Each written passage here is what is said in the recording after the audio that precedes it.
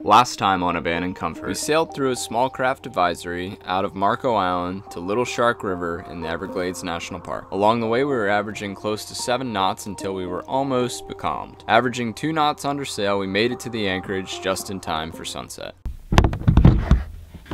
Well, good morning. I just finished fixing the foot pump. Typically, anytime we go underway, I'm always gonna assume that we will break at least one thing. So that way, when we do get to the destination and nothing's broke, I'm pretty happy. But if we break one thing, I'm just like, as expected. So today, you might be able to see, it is light out. So what are we doing not underway right now? I've always wanted to check out the Everglades. Kelsey's somewhat on the fence. So I convinced her to have us spend another night here, rest up a little bit, so that way we can do another 60 nautical mile passage tomorrow morning. Both of these passages have been the shortest passages we've ever done. Not having an overnight element to the passages has made them a lot more enjoyable. But when you get to the destination, there isn't that like huge relief that we would get when we do like the 80 to 120 nautical mile passages. It's nice to have a little change of pace. So today, why I want to stay. I want to check out a lot of the tributaries and mangroves that run up through these Everglades. We're also going to do a torpedo test. A lot of you have asked about our torpedo outboard, and quite honestly, it is our favorite piece of equipment on board. Typically by now, if we had a gas outboard, I would say I've probably would have had to repair it at least twice. I haven't had to do one thing with the torpedo, so that's pretty awesome. So we're going to go ahead and run it down, see how far the range truly is on it, and we're gonna dinghy up all these tributaries. So I'll catch up with you guys on the dinghy. This is only a 1.5 horsepower. The one that we bought is used from Craigslist. So it's probably a decade old. And what's the battery we're using? So the battery we're using is the 932 watt hour, I think. That is the thing that Torpedo gave us for free. We had the old school battery on it, which was 300 watt hours. So we're like, you know, like we're environmentally conscious people. Let's reach out to Torpedo. We love their product, so let's see if they'll give us a free battery in exchange for mentioning them in a video. This is not the video that we're mentioning them in. That was way back in episode 11, so this is us, you know? We're not getting paid to say any of this. This is literally just us saying this is our favorite thing on board, and we want more people to realize that electric has a lot of capabilities when it comes to your dinghy and even your big sailboat too. Not too big, but a blue water capable boat can definitely have an electric engine. So we're doing a real world test, no jazzing it up here. We're going against the current, and the wind's about 15 knots that we're going up against right on our nose. Less than favorable conditions to say the least, but this is the reality of it. Yeah. We're standing behind our two choices for the dinghy here. Torpedo, which is an electric outboard. Most people are like, oh no, you can't do anything with that. And a foldable portaboat, which people think sinks all the time. And we're on Shark River. Bull sharks all around us, attacking the portaboat. This is how much faith we have in our setup. Well, nah, no matter which way you go, a story is being told.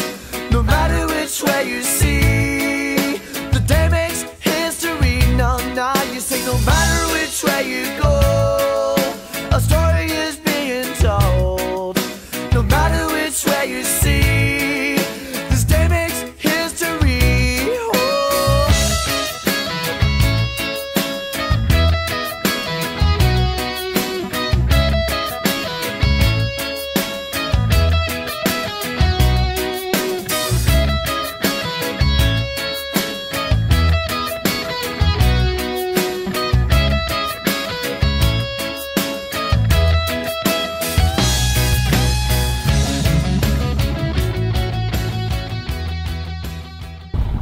Tied back up. So we got 25% remaining on the Torpedo, and that tire trip was 5 nautical miles. It's close to 7 nautical miles total range on this. This is like the cheapest 1.5 horsepower Torpedo, 10 years old, 7 nautical miles. That's pretty awesome. I don't think you're ever gonna have an anchorage where you have to dinghy in 3.5 nautical miles and then dinghy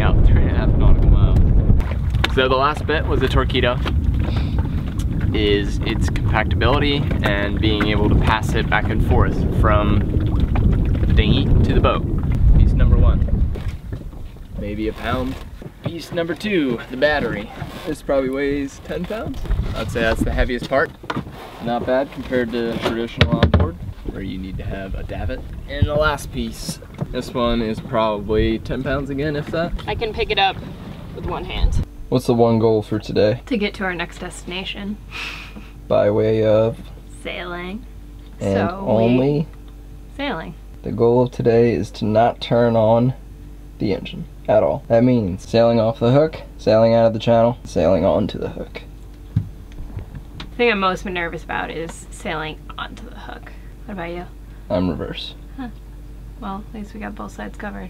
Let's pretend like our engine doesn't work. Our engine works fine, but let's do it now while we know that we have the engine that we can crank on if we mess up. Let's go ahead and do it.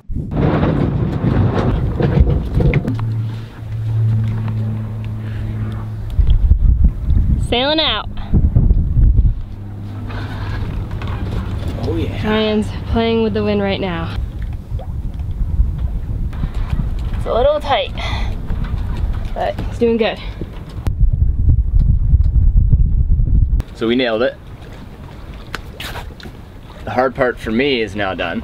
I was more afraid of sailing off the hook. Now Kelsey's afraid of sailing onto the hook. Probably because while we're sailing off the hook, it's a lot of your responsibility. And when we're sailing onto the hook, it's a lot of my responsibility. You got it.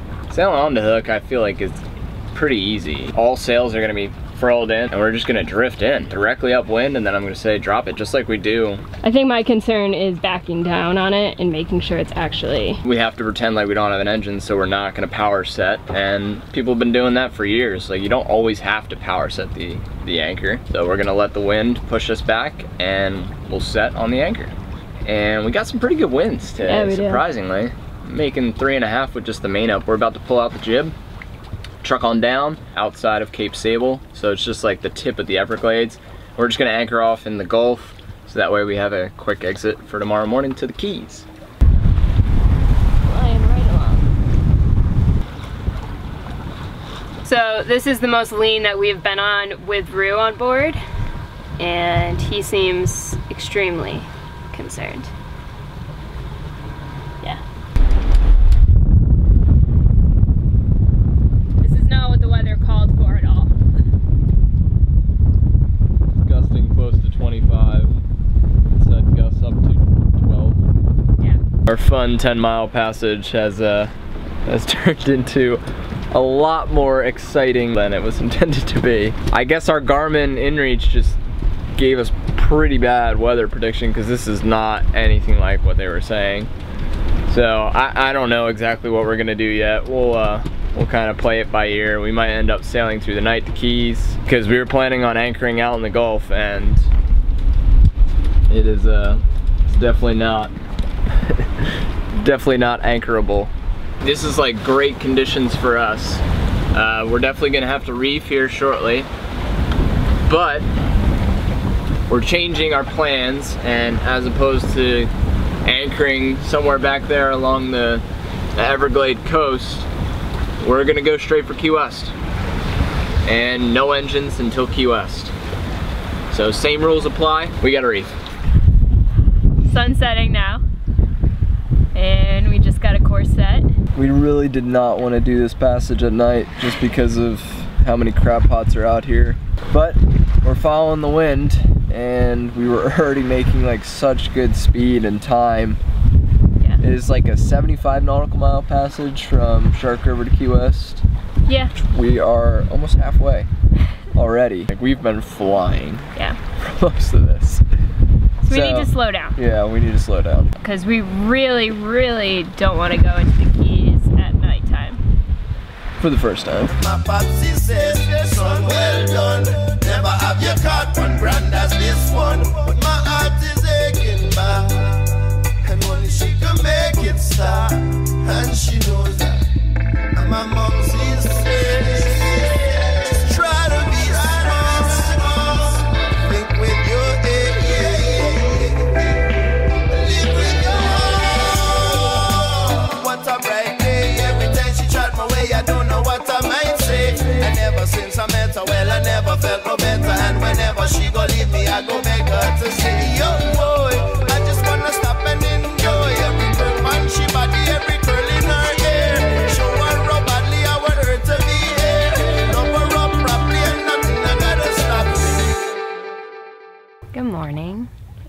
a little after 7 a.m. So the winds finally died down around 1 a.m. and we're currently going about 2 knots. We've been staying around 2 to 3.5 knots all night long. So, and the waves definitely calmed down as well. Swell got a lot more calm with the wind. We're getting there. It's good to have the sun up. Definitely helps a lot. And yes, I still have a morning voice. I'm definitely glad that we left yesterday and not today, because it would have been a slow going day and we would have probably had to motor. So very glad that we left when we did. But now we're just going slow now, which is fine. It's pretty. Beautiful clear water. Ryan's going in now. I'm jumping in. Come It's okay. Shh. Shh. How's it look? Fine. Can you see it fine? Can't see the bottom or anything.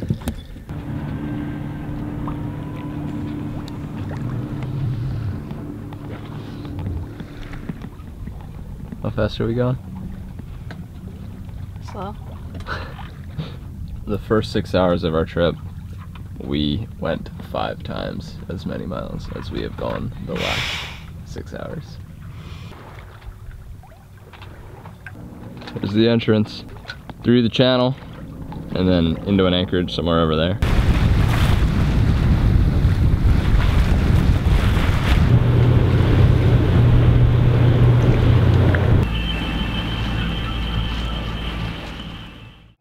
I'm on a river that winds on forever. Follow till I get where I'm going. Maybe I'm heading to die, but I'm still gonna try. I guess I'm going